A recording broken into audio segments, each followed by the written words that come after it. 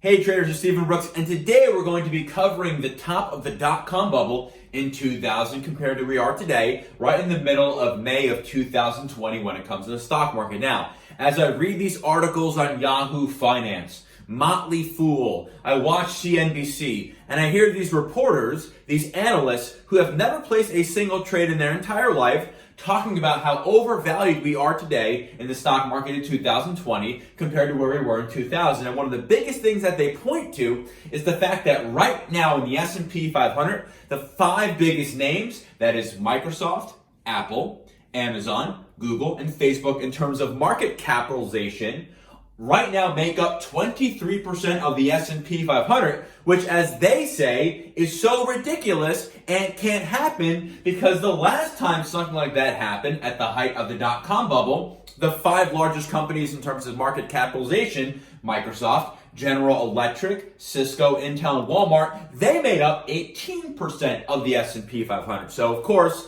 those folks have never placed a trade before in their entire lives. I'm not sure why anyone would listen to them. If we take a look at what we have here on this board, we are looking at the price to earnings ratio of those stocks where they were in 2000 and where they are now. So Microsoft, at the height of the dot-com bubble, had a 77.44% price to earnings ratio. General Electric was 49.08, Cisco was 80.25, Intel was 74.88, and Walmart was 69.13. On average, those five stocks combined had a 70.15 price to earnings ratio. Most people today would say, well, that's pretty high. Let's compare where we are today, because right now, again, Microsoft, Apple, Amazon, Google, and Facebook combined are 23% of the S&P 500. But is that ridiculous? Well, Microsoft today has a 31.18 price to earnings ratio. Apple, 24.77.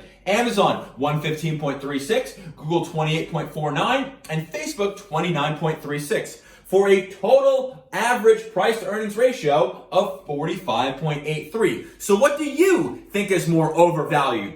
An average PE ratio of 70 or an average PE ratio of 45? Because of course, folks, 70 is 53% greater than 45. So although, yes, right now it is a little bit strange that the top five largest companies in the entire world make up almost a quarter of the S&P 500, but I don't think that's the most ridiculous thing I've ever heard, because shy of Amazon, these stocks have very reasonable price to earnings ratios. So again, just because these stocks combined make up 23% of the S&P 500, and the last time something like this happened was the height of the dot-com bubble, does not mean that we're all of a sudden going to crash. It doesn't mean that this is actually ridiculous. Maybe you can make a very good argument, a more thoughtful argument, that when the average PE ratio of these five names is 53% greater, and instead of 45% is around 70, then maybe you can give me an argument logically based off of data that, hey, this is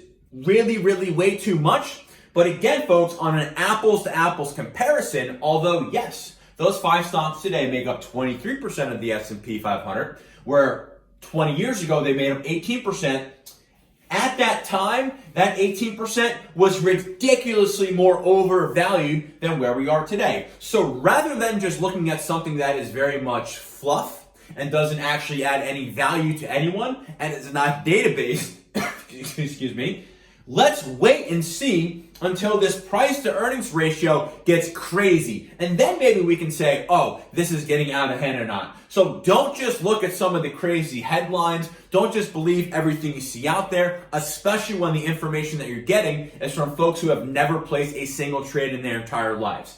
Take a look at what the numbers are telling us. The numbers are telling us that this 18% back in 2000 had a 70% PE ratio.